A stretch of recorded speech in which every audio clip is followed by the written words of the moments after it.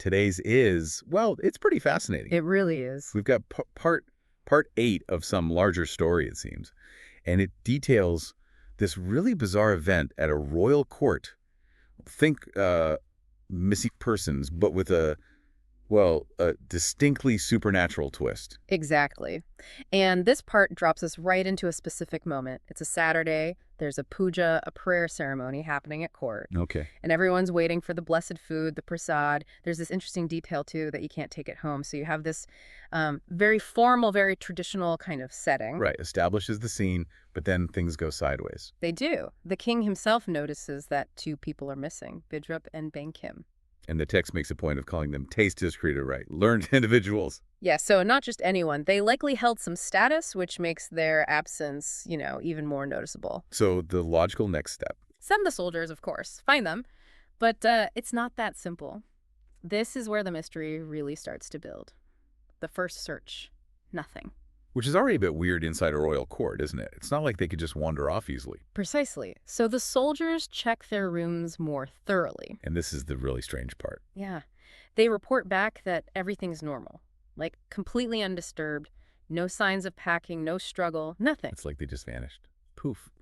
From inside the palace walls. That's unsettling, when there's no explanation, no clues at all. It really is. It throws out all the usual reasons people go missing. And, well, that lack of a normal explanation kind of forces you to consider other possibilities. And just as the soldiers are returning, probably completely baffled, things get even weirder. Okay, how so? They hear a voice. Just out of thin air. Asking, Me started and got us started. What do it? which means, what were you looking for here? Oh, okay. Just a voice, no person. No person. They look around, totally spooked. The text mentions that shiver of fear. Understandable, right? Absolutely. I'd be terrified. And it wasn't just once. Oh. As they keep walking, probably trying to make sense of it, the voice pipes up again. More insistent this time. Come down on me.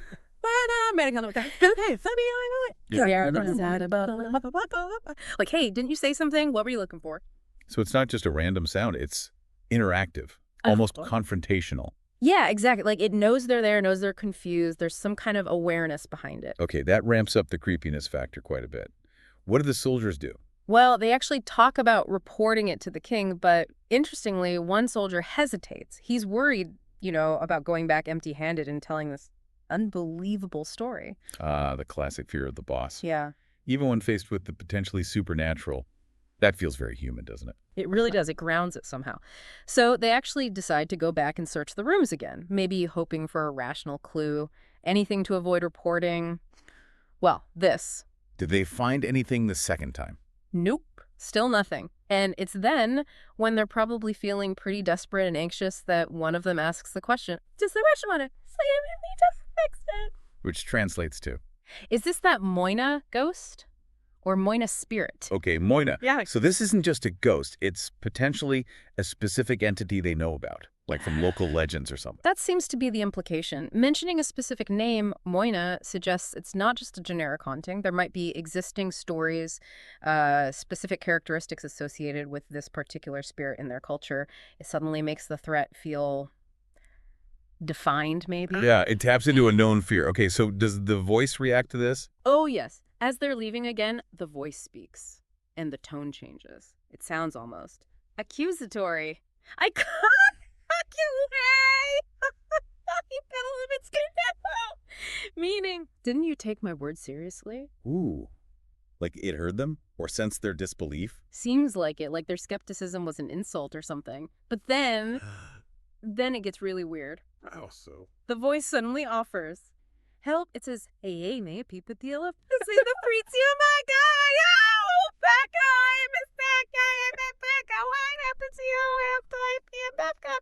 Me, you say, pussy, and back guy, like I say, I'm going to back and moxie about to see me, and back come here, got them out. He's out there, Papa, see a bad ramp, see him back up, that's the pamper, him, Papa, see him, Papa, so pamper, Papa, Papa, go up, Sam, Papa, Sam. happening back down but Sam back up to Sam down Pam and Spam Epa Sam Samba Sam Pap again Bam Sam Pam Pam. It's completely unexpected. Why offer help? What kind of help could it even give? Is it a trick? It definitely complicates things. Maybe it needs something. Maybe it's trying to gain their trust. Who knows? But the soldiers, they're understandably wary. I bet. They keep talking amongst themselves and decide, okay, they have to tell the king, but they need his permission first before just blurting out this insane story. It shows how scared and, frankly, out of their depth they feel. Makes sense.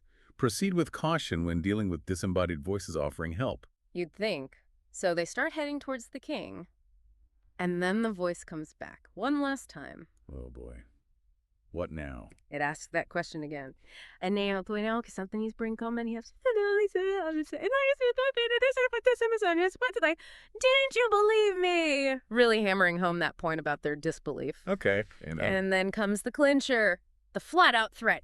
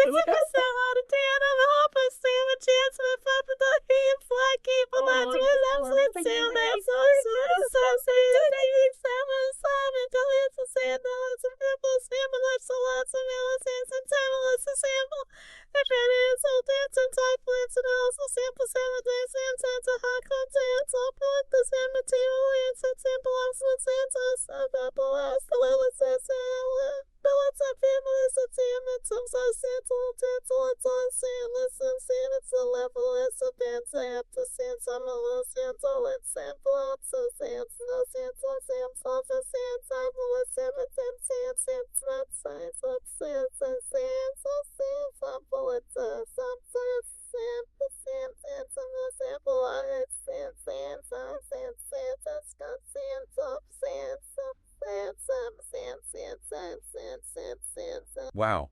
Okay. No more ambiguity there. That's a death threat. A prophecy almost. A chilling one. It just hangs there as this part of the text ends. Okay, so let's just take a step back and process this. We have this disembodied voice, possibly this Moyna spirit. Right, and understanding what that means in their specific cultural context could be key. Was this spirit known for being deadly? Or tricky, or something else entirely? Folklore often has rules for these things. And the connection to Bidrup and Bankham's disappearance feels, well, unavoidable, doesn't it? It seems unlikely to be a coincidence. Highly unlikely. Did the spirit take them? Were they messing with something related to the spirit, the timing, the location? It all points to a link. Then there's that bizarre offer of help, followed by the deadly warning. Why the switch? That's a huge question. What help could it offer? Maybe finding Bidrup and Bankham. And why did their disbelief trigger such a fatal response? Was it offended pride? Or did their lack of belief somehow interfere with its plans, whatever they were? And that final prediction. You will die before you reach the king. What does that tell us about its power? Can it actually do that? Yeah, I mean, how does a voice kill someone? Does it have physical influence somehow? Or is it more psychological, predicting their deaths to perhaps cause them through fear or accidents born of panic? We also shouldn't forget the setting, right? The puja. Good point.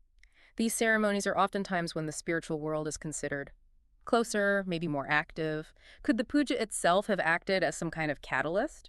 Or is that just background detail worth thinking about? So where does this leave us? We have the mystery of Bidrup and Bankham just vanished. We have this encounter with a potentially dangerous entity, the Moyna Story. And we have these poor soldiers now walking towards the king, basically under a death sentence from a ghost. It's a fantastic cliffhanger, really. Talk about high stakes. They started with a simple search party, and now this. It really is a potent mix, isn't it?